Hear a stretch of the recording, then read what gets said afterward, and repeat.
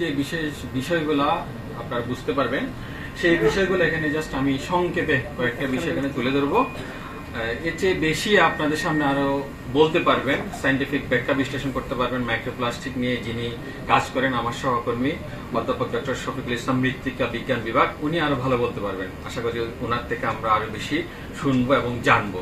আমি জাস্ট আপনাদেরকে আপনার দৈনন্দিন জীবনে যেই এই প্লাস্টিকটা আমাদের আঙ্গাঙ্গিভাবে জড়িত হয়ে গেছে সেটা সম্পর্কে একটু জাস্ট সচেতন করব। এখানে একটা ছবি দেখতে পাচ্ছেন, প্রথমে লেখা আছে প্লাস্টিক এবং মাইক্রোপ্লাস্টিক। দূষণ, দূষণ কি সেটা তো আমরা জানি। পরিবেশ কি বলতো আমরা জানি। পরিবেশ কি? আমাদের চারপাশে যা আছে সেটা পরিবেশ। কোন সময়ের পরিবেশ? একটা মসজিদের পরিবেশ, একটা বাসার পরিবেশ, একটা স্কুলের পরিবেশ, আজকের এই অনুষ্ঠানের একটা পরিবেশ। সমস্যা হয়ে যায় কোন পরিবেশে আমরা কি করতে পারবো কি পারবো না। এটা যখন আমরা জানি না তখন সেখানে সমস্যাটা দেখা দেয়। তো পরিবেশের একটা স্বাভাবিক মান আছে, এই মানটা যখন নিচে নেমে যাবে তখন আমরা সেটাকে বলবো কি? দূষণ। এটা হচ্ছে দূষণ। এখন প্লাস্টিক এবং মাইক্রোপ্লাস্টিক। প্লাস্টিক কি আমরা চিনি? আমরা সবাই চিনি, আমাদের লাইফ স্টাইলের সাথেই এটা এখন আঙ্গাঙ্গিভাবে জড়িত হয়ে গেছে। এই রুমে কতগুলো প্লাস্টিক আছে, আমাদের প্রত্যেকের সাথেই প্লাস্টিক আছে। এই যে আমার শার্ট পরেছি এটা বোতামে প্লাস্টিক আছে, আমার পকেটে যে মোবাইলটা আছে সেখানে প্লাস্টিক আছে, যে গাড়িটাতে করে আমরা এখান থেকে এখানে আসি সেখানে প্লাস্টিক আছে, এই যে আমি যেখানে দাঁড়িয়ে আছি সেটা প্লাস্টিক আছে।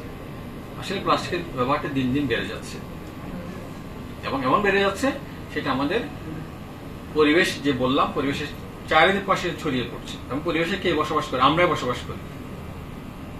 পূর্ববর্তী প্রজন্ম ছিল, আমরা আছি, আমাদের সামনে আমাদের সন্তান সন্ততিরা আসবে।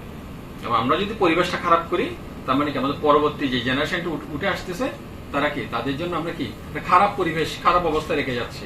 তারা বেশি সার্ভাইভ করতে পারবে না। আপনারা চিন্তা করেন, মুরব্বী যারা আছেন, আগের বার অনেক দিন বাঁচত, এখন তো অত বেশি বাঁচে না। আমার আম্মা মারা গেছে 51 বছর বয়সে। আপনারা চিন্তা করেন, প্রত্যেকের আত্মীয় স্বজন বা কোনো না কোনো ঘরে বা বাসায় একটা ক্যান্সারের রোগী আছে, আছে না? চিন্তা করেন, ঘরে ছড়িয়ে যাচ্ছে। আমি জাস্ট শুরুতে যাওয়ার বেসিক কনসেপ্ট আপনাদেরকে বলে গেলাম একটু। কেন? এগুলো হচ্ছে পরিবেশের ওই যে অবক্ষয় হচ্ছে আমাদের বিভিন্ন কর্মকাণ্ডের ফলে, বিভিন্ন রোগ ব্যাধি, নিত্য নতুন ভাইরাস আমাদেরকে অ্যাটাক করতেছে। এই যে বছর 2 আগে আমরা কি শুনেছি? কোভিড, করোনা ভাইরাস নাম শুনেছেন না? এটা হচ্ছে আমাদের বিভিন্ন কর্মকাণ্ডের পরিবেশ অবক্ষয়ের কারণে। ওকে, আমি যাই। এতক্ষণ যে কথা বললাম, প্লাস্টিক কি?